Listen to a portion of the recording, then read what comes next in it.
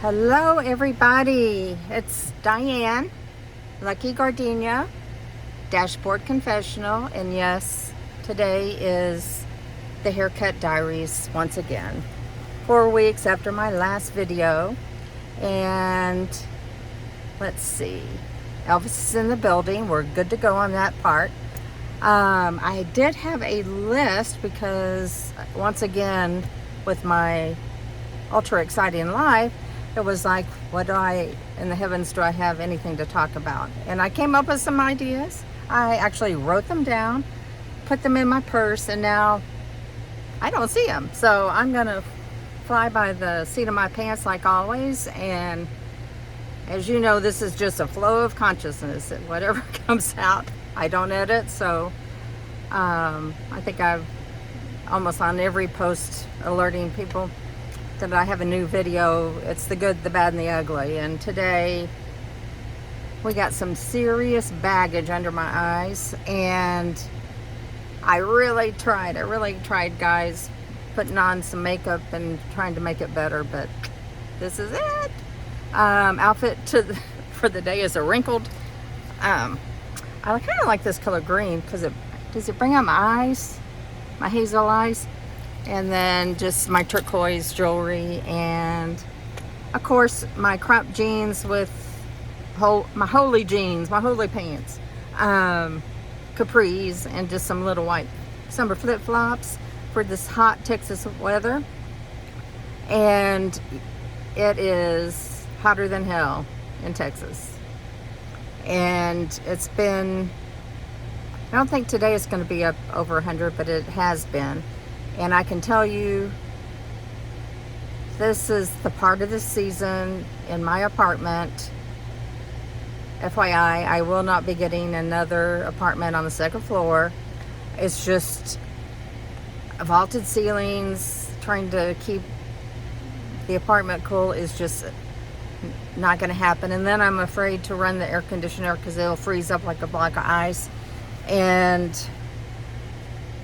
I've got so many fans going on in the apartment, you would think it was the airport with all the propellers going. And I probably need to get one or two more. Some of the fans I've had since last year, and their output is not what they should be. So, yep, lots of fans here down in Texas. But I do have a tripod. I'm trying to keep it somewhat steady. I've got my little selfie attached glow thing, kind of trying to light up the lighting in the car right now. But I just hope everyone's doing okay. There's been so much going on, so much loss, mass shootings and all that. It's just, how much can we take stress-wise? It's just amazing, just one thing after another that we absorb and kind of take in as a society, and hopefully we'll get some measures in place to hopefully squelch what's been going on lately across the country. But my thoughts and prayers are going out to every community and family that's been affected by mass shootings, which I don't know if the timing of what I had in my last video, right after the Texas mass shooting massacre in Uvalde, there was one up in Tulsa. And I knew one of my nieces and babies was in the hospital that was alerting on CNN that there was a active shooter situation.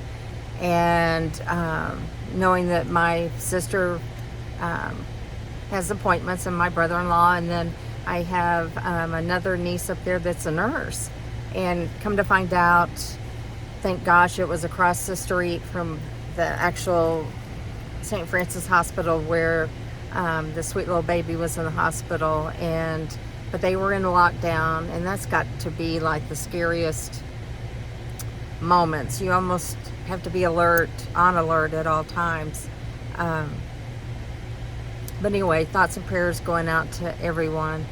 Let's see. I think I shared with you one of the Dallas Cowboy channels that I watch on YouTube.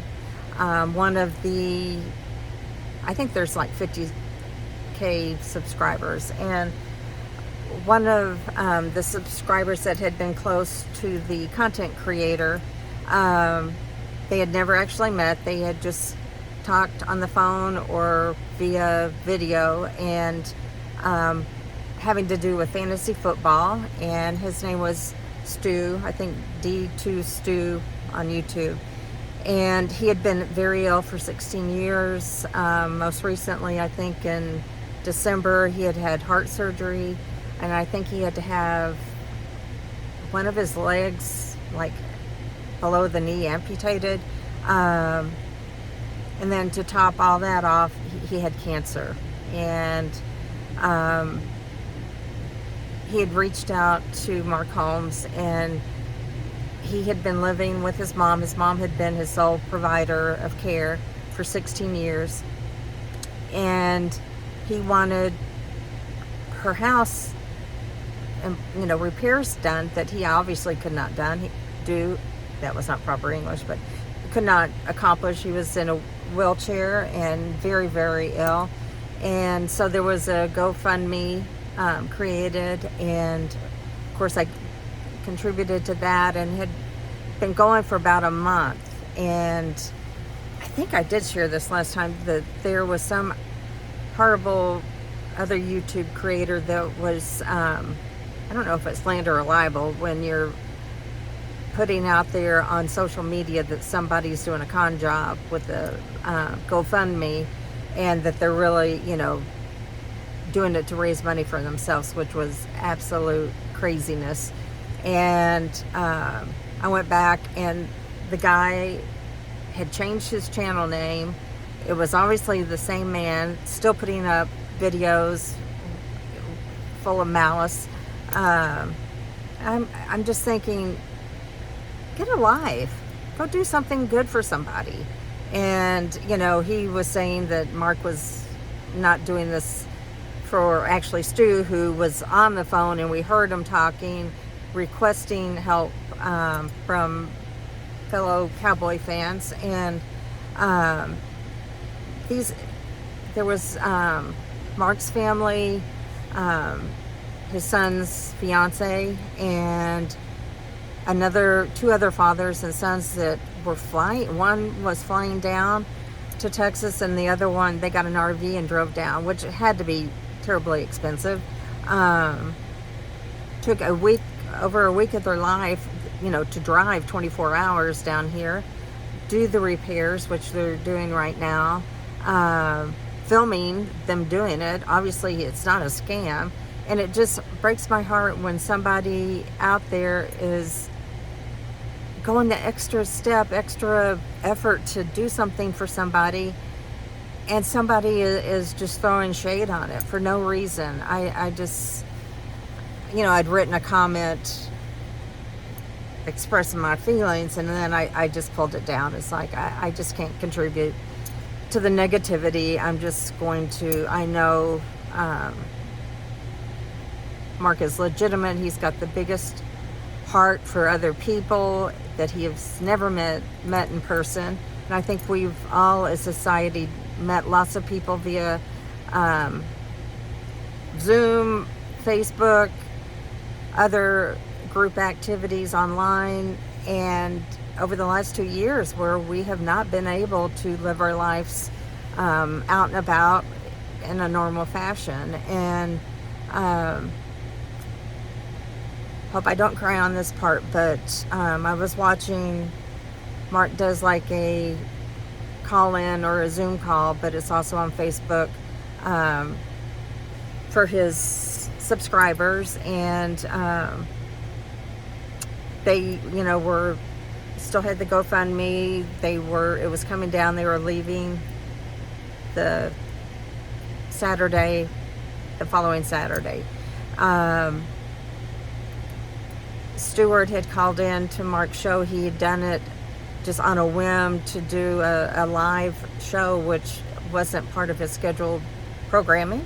And Stu called in, and you could just tell, Mark played it on Sunday, that it was his final call that we were going to ever hear. And he shared, the two things that he really was asking for. He knew he was dying. It was imminent. He had been sent home. His family had come in. They were going to have a birthday party for him on Saturday. And,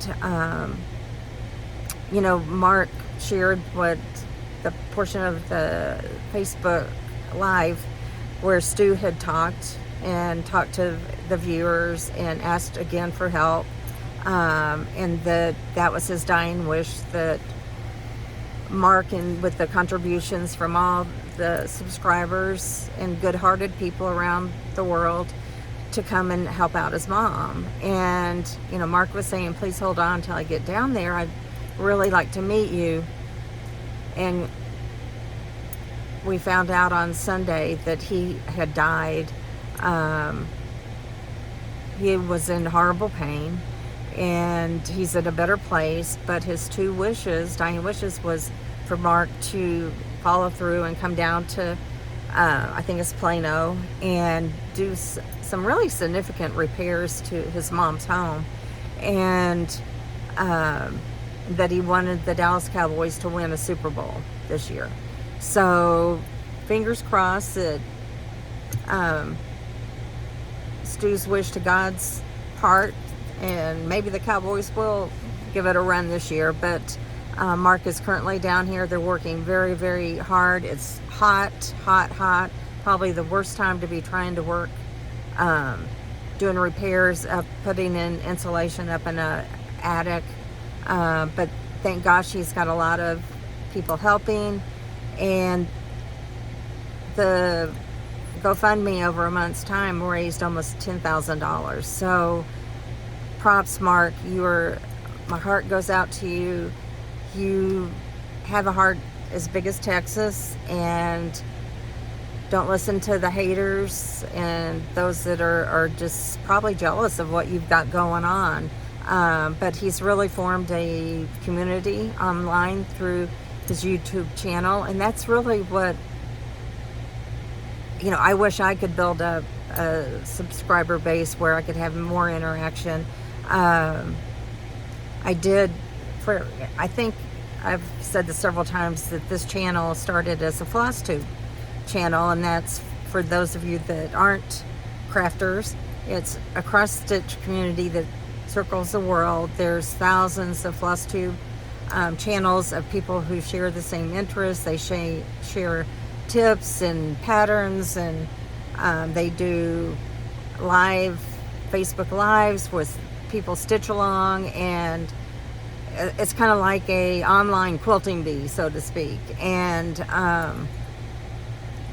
I attended one. I can't think of the name of her channel. Her name's Carla. She's in California, and through COVID pandemic, she's picked up cross stitch, and she's got her sister-in-law involved. And she mentioned on one of her shows, or her YouTube channel, that she was going to do a Zoom call on Friday, and for those that wanted to join her, and she was going to be working on something she was stitching. I don't know what project, but to reach out to her on Instagram, and she would give you the passcode. So I did, and it was so much fun. There was probably less than 10 people on, but they were from all over the country. Some knew each other. Some, like me, it was the first time calling in and watching, and I thought, gee, that would be fun. I truly am thinking about starting again, probably a separate channel for floss tube. I have my stitchy bug has come back for those who do any type of stitching, quilting, knitting, crochet, anything. Sometimes it ebbs and flows, your creativity mojo for it. And it was going really strong for me for a long time, and then I just didn't feel it. And I've got a lot of different artistic interest in, I buy all the things, guys. I love to buy all the supplies, and repeatedly, throughout the years, I've got quilting supplies from the mid 80s that I can still use. I still use my little featherweight Singer sewing machine that I bought when I was married with my kid's father. So I do spend a lot of my disposable income on craft supplies. Watercolor paint's expensive. Sewing supplies are not cheap. Quilting's not cheap. But they're supplies that keep over time, and I feel good when I go back and pull them back out, and I already have them. I don't have to buy it again. So the theory of if you haven't used it in the last year, dump it, does not work for me. Now clothes, it's probably a good idea, and I'm going to be weeding out a bunch of stuff, but I have been stitching, and Cricket comes to mind, and Jen, and I'm trying to think, several people that are also cross stitchers that happen to watch this. I've been working on several different pieces. I'm more of a process stitcher. It's not so much the outcome, it's kind of a meditative time, interest that I can do, get lost in, have something playing on Netflix, or which I've been going back and catching up on, Grey's Anatomy. Thank God there's 18 or 19 seasons, and it's one of those shows I could go back and watch from the start, kind of like the Gilmore Girls. It's just kind of easy to watch. Now Grey's Anatomy, there's a lot of plot going on there, but Gilmore Girls is more lighthearted. Anyway, you can have it playing. You don't have to be watching so intently like I do with my Korean shows that I like, that I'm having to watch subtitles. Those are definitely not what I'm going to be having on when I'm stitching. I either listening to an audiobook or, like I'm saying, I think I've gone through 10 seasons of Grey's Anatomy, and I do like that show, and I hope it continues for years to come. And I was watching, I don't know who has watched it from the beginning, but there are some characters that have started from the beginning, are still there. Meredith, what's his name, the chief of surgery, his name's not coming to my mind. Anyway, there's some that have been throughout, all the seasons, but then Christina Yang, I think Sandra Oh is her name. I love her on that show. She plays that role. I don't know what her personality is like, but she is like spot on for that character. And of course McDreamy is gone, and that, of course, you know me, I'm a crier.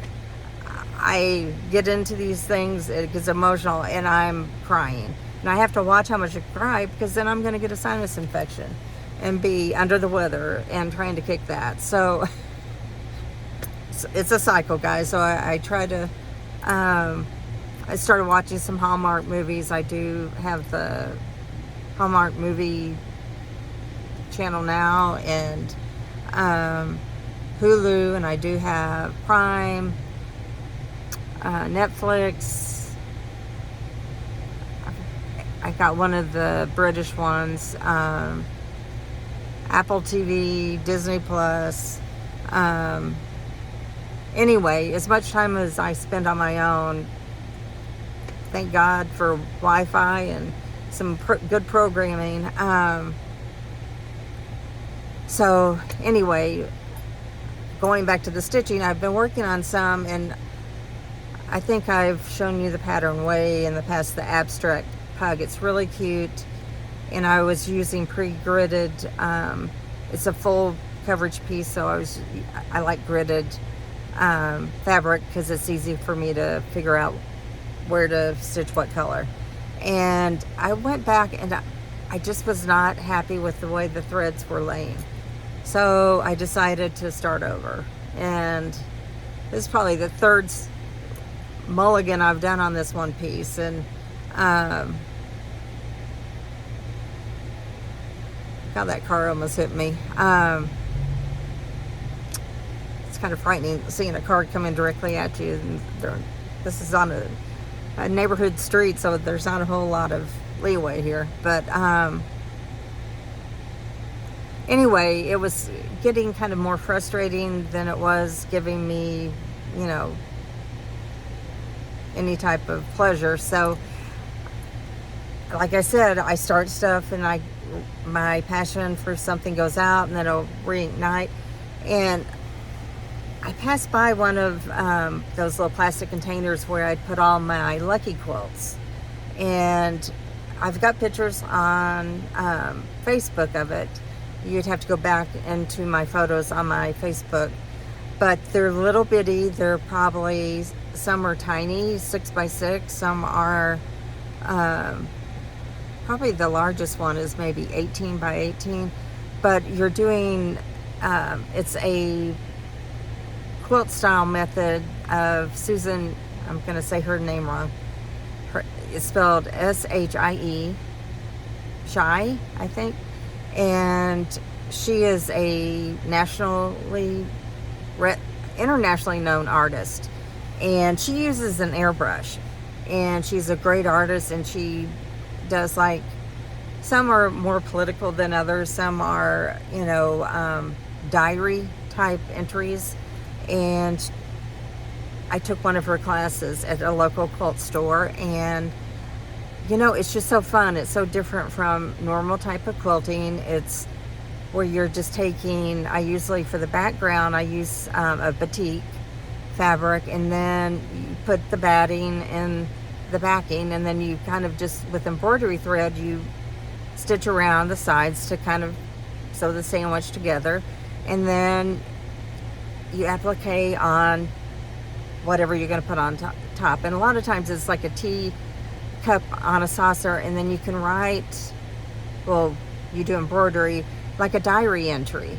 And I did one over the years about Jennifer and the girls coming to the barn with Gracie, and when Gracie was in the hospital and almost died back in 2005. They kind of just mark time or events in your life. So, and I had made, when I had, I was a Apache Bell Gold. I adopted 2 current bells, and over a 3-year period, did that heavily. And for 2 of the girls, I made them a drill team boot, and then I put their names and their big sister, my name, and my line. For each year there's a line. I was an Apache Bell in 77, and that was line 31, which was actually the 30th anniversary of the Apache Bells. And lo and behold, this year is the 75th anniversary of the Apache Bells. And I probably most likely will be going to the homecoming.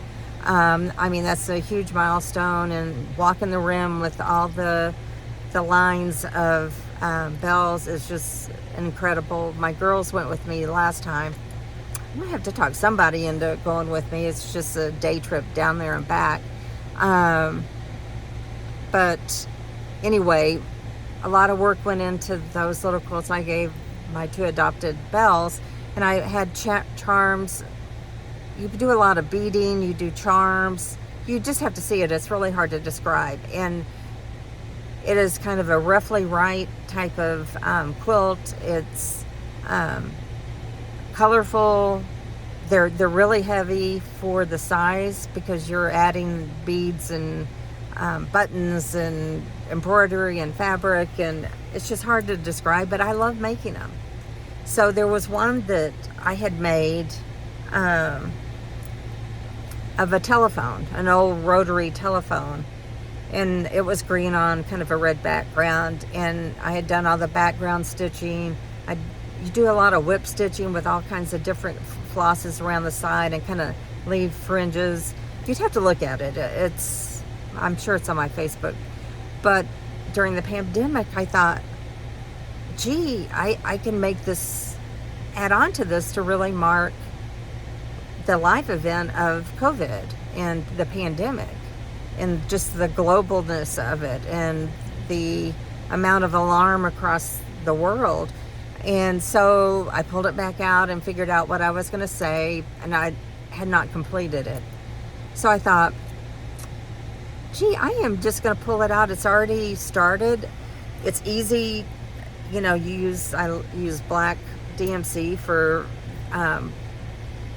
embroidering out the basically a back stitch on whatever the journal entry or what I'm writing on the quilt, and I'm having a lot of fun.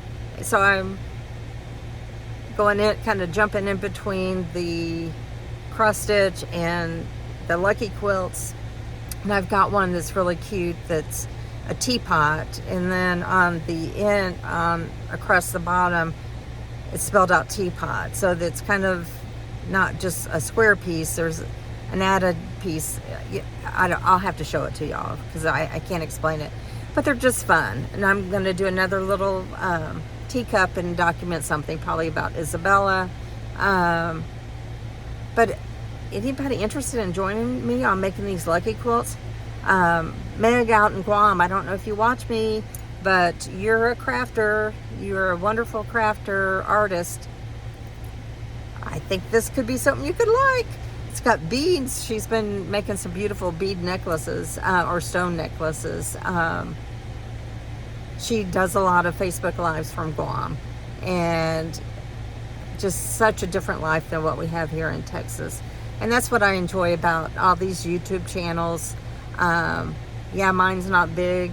Mine is really small.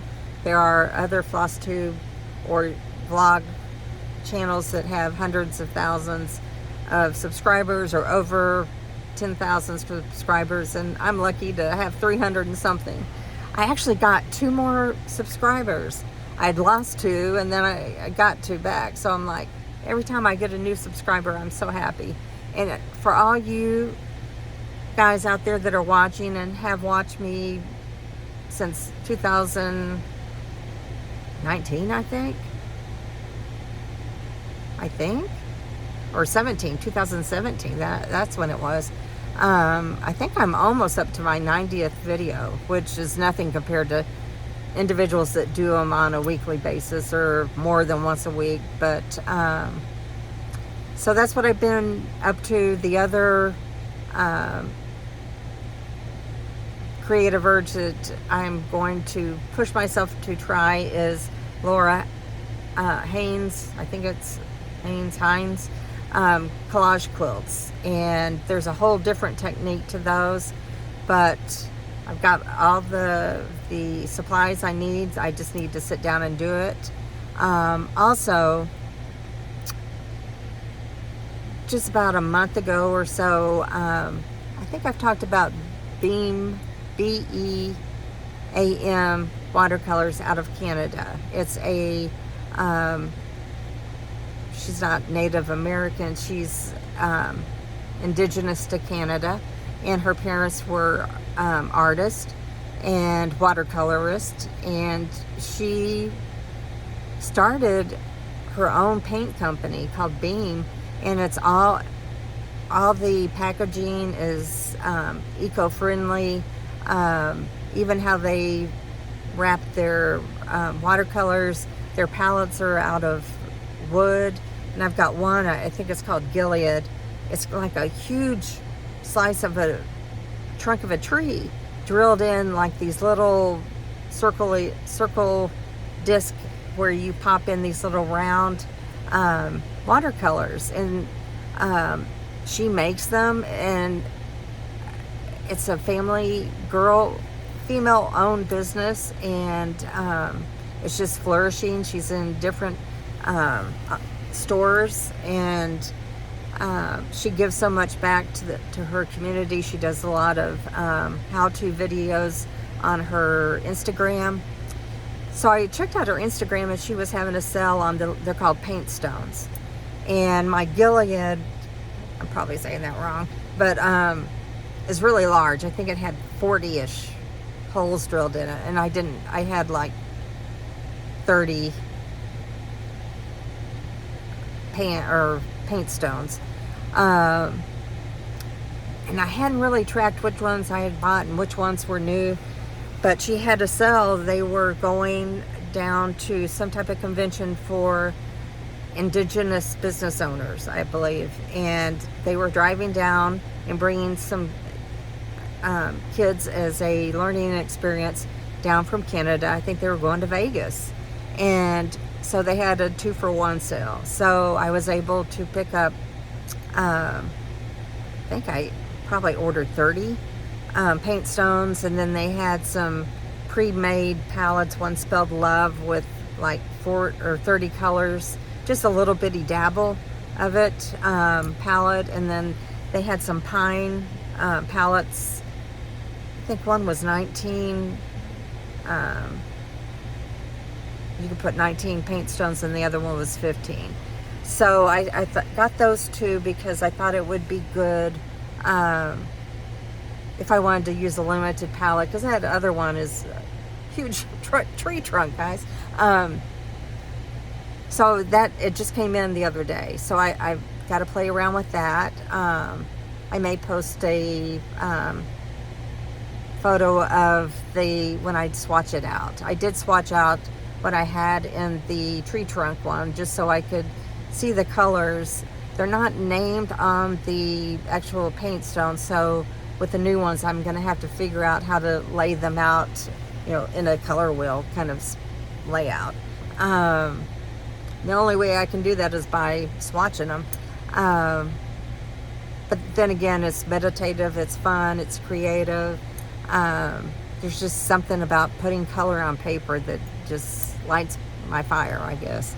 But then they never have this in stock. It's called a travel pouch, and it's fabric that's covered with wax, and it's a indigenous name that I will never be able to say, but it's sweet peas, dual sweet peas, and they're kind of made like sweet pea pods, and you're able to put, I think, 5 or 6 paint stones on each side, and then you wrap it up, and it has, I think, a either fabric cord to, kind of whip it around to close it, or it could be leather, I'm not sure. It has not arrived. I ordered it empty because, of course, it was more cost effective, and I had paint stones that I could put in it. So if you're into watercolors and you would like to support a eco-friendly female-owned business, I highly recommend Beam, BEAM watercolors. And Kim, you watch. You're an artist through and through. And have you tried Beam? I think you were using Mission watercolors, and those are so. I've got those. Someday I'll just have to do a video on all my watercolor paint palettes. I was going through my head on the different brands, and those of you that aren't into watercolors, this is going to mean nothing to you. But it all started with, back before the internet, seeing a watercolor set, kind of an antique one, in a black enamel tin. I had never seen one, guys. All I had seen were those praying, like little cheap sets that you have in elementary school, that I even use those in junior high to do Christmas moments type of paintings. And so my first one, I don't know how I got the address. It had to be out of some type of magazine. It was in the UK. I don't know if I called them, I can't remember, but I ordered a Winsor Newton palette of probably 24, and I love that. I still have it, and I love black enamel watercolor tins is just, it speaks to my heart, my artist soul. And so that was my first. And I'm going to go off the top of my head, just running through. Kim, you're probably the only one that's interested in any of this watercolor content, but if I'm going to leave some out, I'm sure. I've got Beam. I've got, I'm not going to say it's French, it's Sennelier. I've got Lucas, which is German. I've got Peerless, which is on paper and condensed. It's really interesting. If you've never looked at Peerless, that's some type of notification. It was created back in the, I don't know, late 1800s or early 1900s. Really interesting, portable watercolors, very intense. And they used it for tinting black and white photos back then. So Peerless, I have Mission, I have White Knight from Russia, or it's called, it has a dual name. White Knight's the only thing that's coming to mind. I've got 2 palettes of Winsor Newton. I've got, I'm leaving something out. Daniel Smith is my heart. They have dot cards where you can order them for like $30, and they have a full range of some of their watercolor paintings, and they are so unique. They are my ultimate favorite watercolors. I highly, highly recommend. And Daniel Smith, the owner, does 2 live events via, you can join it on the Facebook group. They have artists from all over the world that use their watercolor paints, and they do educational tutorials. They talk about the paints and their properties and the mixing. And I mean, these people are from India, they're from Britain, they are all over the world. And that alone just lights my fire. That's why I like Floss YouTube, is people talking about their life from every nook and cranny of this big wide world of ours. And we're just a little dot here in Texas. And you know, I think everyone has a unique voice to share and unique stories to share of their life, current and life growing up. And I just encourage anyone out there that's thought about making a YouTube channel, just do it.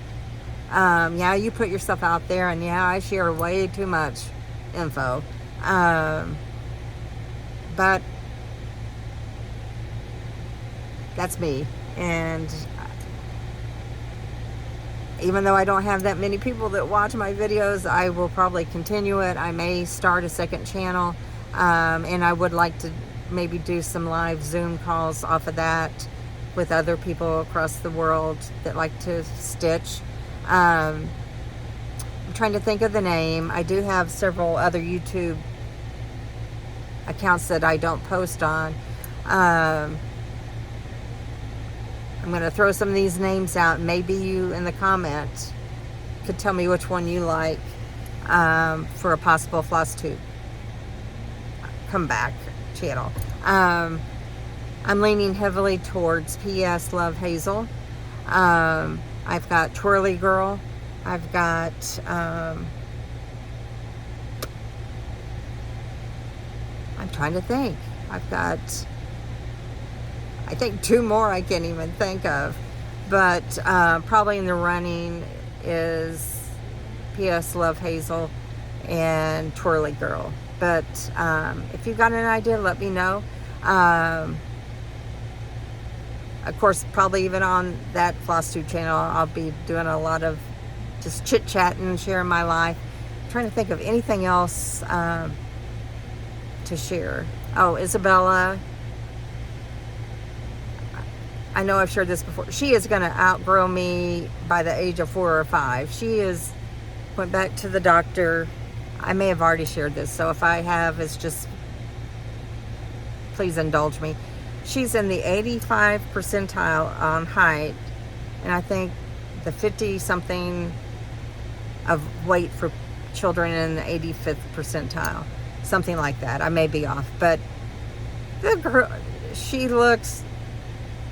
was born in 2020 in October, so she's 18 months old, and she looks like she's a 3-year-old or more.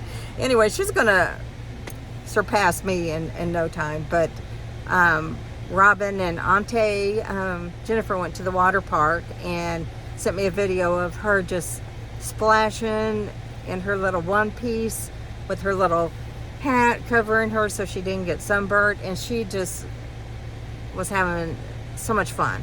So of course I had to go look. I found my swimsuit. I rarely put on a swimsuit, guys. I've got one that will work. I was thinking about driving on the way home and going to Target trying to find something that's probably something I would like better. But I told the girls next time they go, I want to maybe run over there and meet them. They may want to stay longer than I do, so I figure I'll take my own car. I also had another Facebook friend that's found some water park in Denton. I thought, that sounds kind of good, kind of a lazy river. And now that life is getting back somewhat normal, it just, it would be nice to do that. And I don't think I mentioned that. I shared this with Laura when I was getting my hair cut. So hopefully I didn't say this earlier in the video, but I met up with a friend that moved back after 2 years. I met her online, met her in person in April-ish of 2020, and she moved shortly after. She moved to outside of Houston, and I saw she had moved back, and we were able to meet we did brunch, and truly interesting person. She is she's retired, but she's a poet, and her work's been published, and she's in several, I think they're called analogy books, and there's one about to be launched coming soon. So props to her. She posts a lot of her poetry on her Facebook and some other websites, and you can even have them where they get sent to your email, and they have like a prompt with a picture sometimes, and then poets write a poem to that theme. And of course everyone has a different take on it, but her poetry is so deep, and the way she expresses herself through her poetry is just amazing. I'm lucky to get a 3-line haiku concocted, written out. 5 syllables, 7 syllables, 5 syllables. I like doing those. I like putting them to a photo that kind of matches it. And you can go to, I think it's Upsplash, and they're free photos to use. And then you can pull up a photo, that photo, save it to your photos on your phone, and then pull it up in Font Candy, and then there's all different kinds of fonts. You can insert text, and I insert my haikus into that. Well, now to take it to another level, I'm on TikTok. I don't know how to do all the fun TikToks, but I have been uploading notices of when I do a new YouTube vlog. But I also I went back and read some of my haikus from starting in 2020, and guys, I kind of like them. I know I'm biased. They are my haikus, but I still like them. And the other day I was feeling something and wrote a haiku. So it used to be trying to do a daily practice of haiku, and now it's not so daily haiku practice. But anyway, you can upload them onto TikTok, and there's some music clips, and so you can do a search. And so I searched for some type of song that kind of reflects the haiku plus the photo I chose, And then you can upload that to Instagram and Facebook. So they're all kind of interlinked. Anyway, so I'm going back and adding some music to some of my haikus. I'm writing some new haikus. And guys, you are not going to believe what's kind of popped in my head. And I don't know if it'll ever come to fruition. That's kind of a hard word to say, especially when you're talking forever, and I need to drink some of my Diet Coke. Sorry, guys. Pause, please. What was I saying? I totally lost my train of thought. Anyway, so trying to learn a little bit of TikTok, but not really my jam. But I'm trying to think of anything of interest. The other. Oh, I know. My brain just jumped back to what I was talking about. I've been thinking about writing some kind of book. Me, who can't even hardly write a haiku. Probably it would be fictional, but somewhat based on life that I've led these 63 years. And just having some fun, coming up with possible character names or titles of book. I don't have any idea how to do that, but I bought some books at Used Bookstore on how you can study from film and other books out and learn how to write a plot, or what's involved in a plot, or character development, or the arc of a book. Anyway, it's just something new, and Lord knows, guys, I'm 63. I'm living life in the 6-0. And you got to try new things, get new pathways for your brain. And that's the one thing I can say that I'm very much like my father was. We are very different temperaments. But he always had some type of interest that he went headlong into, whether it was building a desk for my sister and I, woodworking, to making his own wine, his own beer, to building an airplane, to what is it called? It's where breaker 1, 2, whatever, the radio operator, CB operator. He really had great fun with that. Trying to think of some of his. He also got involved with he remarried. My stepmother was Sandy. Her daughter Kim had a son, PD, and he got to do scouts. He never had a son, so it was kind of the son he never had. He got to be, a leader in the scout group, and I think PD went all the way to Eagle, is at the top of the line. But they got to go camping, and Dad loved that. And I think Dad even did some painting, which my grandmother on his mother, my paternal grandmother, was a painter, and so was my grandfather. That I never met either one of my grandfathers. But my grandpa Dag painted also. So, and my Aunt Beverly is artistic. I get that from that line of the family. Now, my mom was creative cooking, but she also wrote. She started writing a book, and then she could also draw. I provided her, as she got older, with sketch pads and charcoal and graphite pencils and things, so she really was good.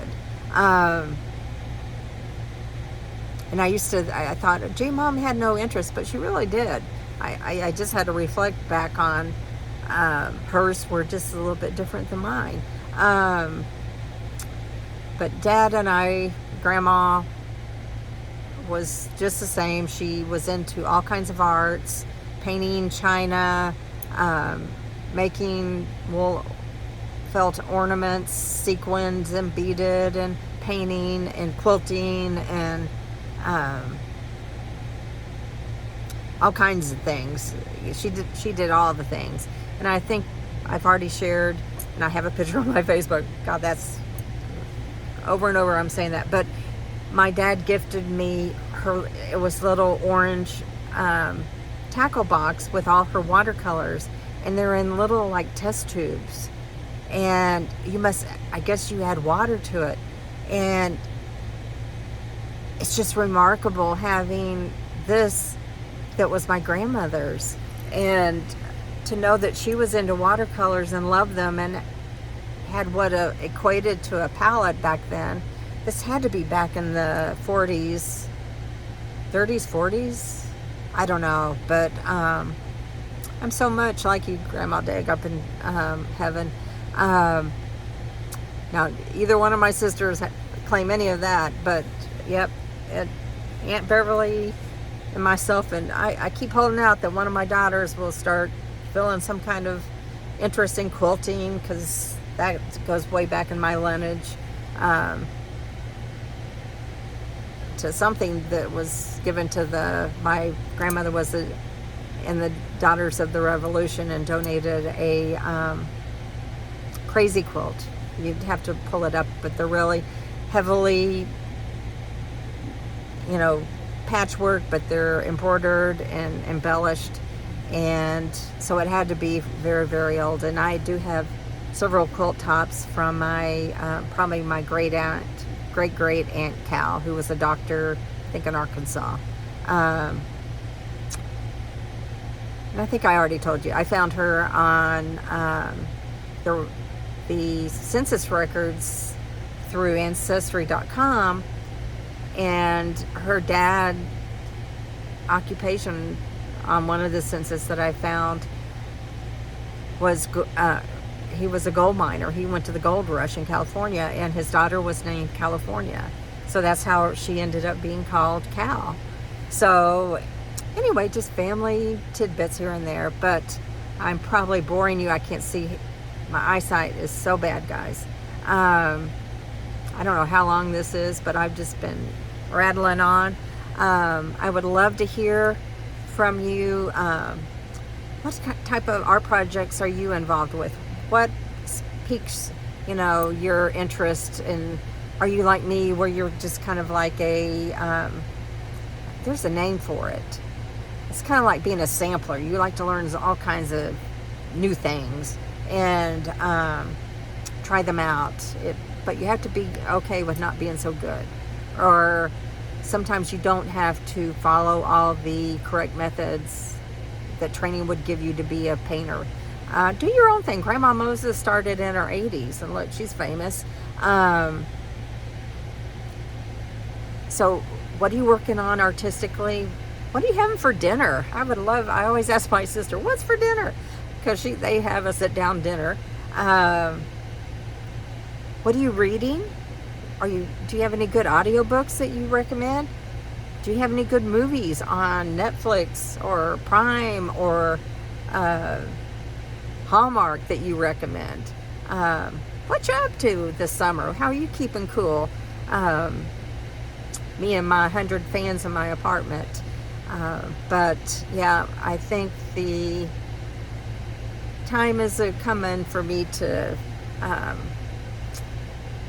clear out a bunch of stuff and possibly move closer to my daughters. And Jen's pushing for me to buy a small house, and I really don't like the responsibility of that. So I don't know that I could afford it, but it would be so fun to be able to live in a converted building loft with polished cement floors, and just open space, and have like a little art studio, maybe, my bed, and then maybe a day bed for someone who's visiting. That just gets me more excited than a house would. But I don't know if I have the dinero for that kind of thing, but a girl can hope. Anybody got any ideas? I'd probably even love being in a little guest house in somebody's backyard.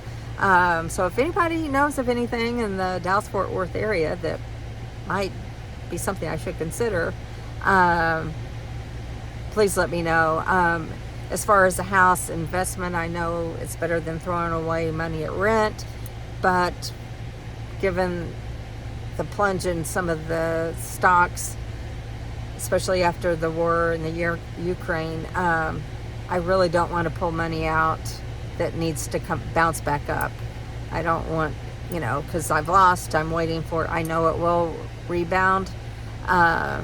So most likely I will be renting again, and I really would like an artist loft downtown, maybe downtown Fort Worth. Fort Worth it's just a slower pace, and you've got your kind of upper echelon of Fort Worth, and then you've got your cowboys.